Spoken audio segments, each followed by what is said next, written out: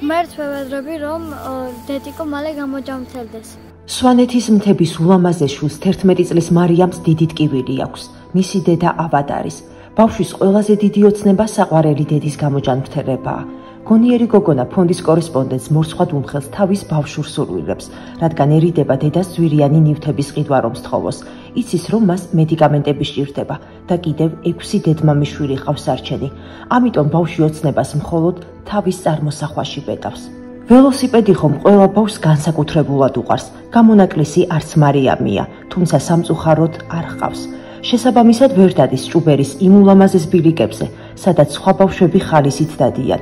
როცა ბავშვებს უყურებს, გულში ფიქრობს, როგორი იქნებოდა მასაც რომ ჰყოლოდა საკუთარი ველოსიპედი. მე ვოცნებობ, რომ მქონდეს ველოსიპედი.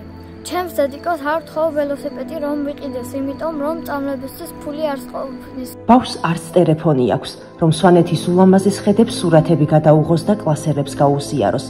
არადა სვანეთის მთების ულამაზეს გოგონას ფოტოხელოვნება ძალიან იზიდავს. მე კიდევ ვოცნებობ, რომ ტელეფონი მქონდეს, რადგან ჩემს კლასელებს აქვს ჩატი და მეც მინდა რომ შევუერთდე.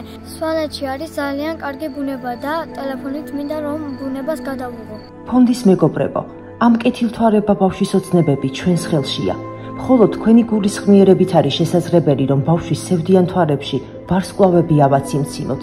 ის ამას ნამდვილად იმსახურებს. მსოფლიოს ყველა ბავშვი იმსახურებს ლაღ ბავშვობას.